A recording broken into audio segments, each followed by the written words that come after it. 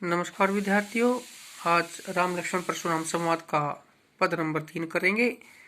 यहाँ पर लक्ष्मण जी परशुराम के ऊपर व्यंग करते हैं। उसी पर आधारित आपके जो प्रश्न उत्तर हैं, अर्थग्रहण संबंधी प्रश्न देखेंगे। पहला है, पद में निहित भाव स्पष्ट कीजिए। आपका पूरा भाव ये है, ये आप इसको अच्छी तरह से पढ़ें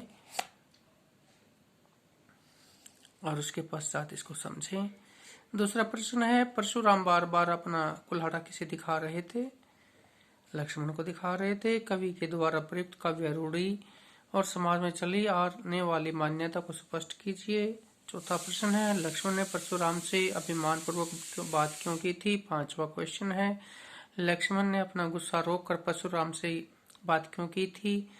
नेक्स्ट, रघुकुल के लोग किन किन पर दया करते थे? सूर्यवंशी जिन पर दया करते थे उन्हें क्यों नहीं मारना चाहते थे? लक्ष्मण ने परशुराम को मारने की अपेक्षा क्या करने की बात कही थी?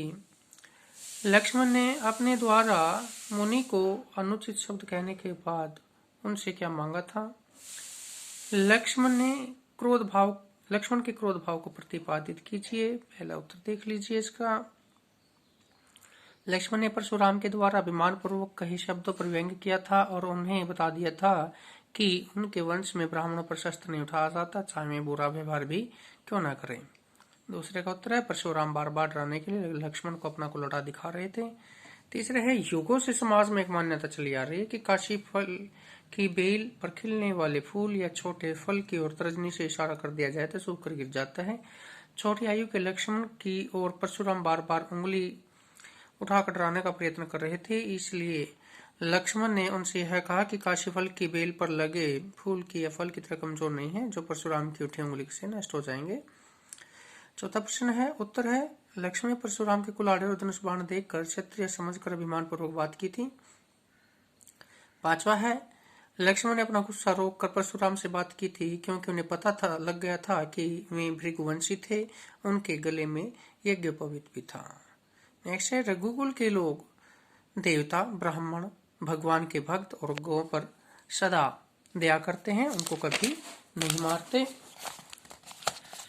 नेक्स्ट है जी, सूर्यवंशी जिन पर दया करते थे उन्हें कभी नहीं मारना चाहते थे क्योंकि उन्हें मारने से उन्हें पाप लगता था, उनसे हार जाने पर यश मिलता था। नेक्स्ट प्रश्न है, लक्ष्मण ने परशुराम को मारने की अपेक्षा उनके पांव में पड़ने और क्षमा मांगने की बात कही थी। नेक्स्ट उत्तर है, लक्ष्मण ने अपने द्वारा मुनि को अनुचित शब्द कहने के बाद उनसे क्षमा मांगी थी। और अंतिम क्वेश्चन है, लक्ष्मण अति क्रोधी स्वभाव का था, वह परशुराम के बड़ बोलेपन को झेलने वाला नहीं था, वह निर्भीक अहंकारी वीर था। इसके पश्चात है सौंदर्य सराहना संबंधी प्रश्न है, कवि के द्वारा किस भाषा का प्रयोग किया गया है? अवधी भाषा का। कवि ने किन शब्दों का प्रमुखता से प्रयोग किया है? तत्सम तद्भव शब्दावली का प्रयोग किया है। किस काव्य रस की प्रधानता है? वीर रस की। किस काव्य गुण का प्रयोग किया गया है? ओज गुण विद्यमान है। किन छंदों का प्रयोग किया गया है? दोहा चौपाई छंद है। किस प्रयोग ने संगीतात्मकता की सृष्टि की है? सौर मैत्री के प्रयोग ने संगीतात्मकता की सृष्टि की है।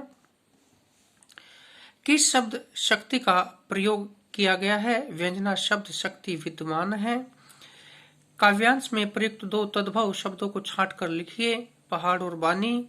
लक्ष्मण की भाषा में किस प्रकार की प्रधानता है? व्यंग्य है, वाक वीरता है। काव्यांश में प्रयुक्त अलंकार को छांट कर लिखिए।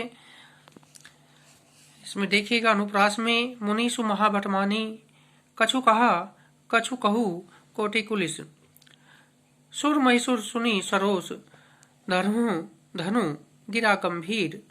पुनरुक्ति प्रकाश अलंकार है, पुनी पुनी, और उपमा है कोटि कुलिस संवचन तुम्हारा। बस बाकी कल करेंगे। धन्यवाद।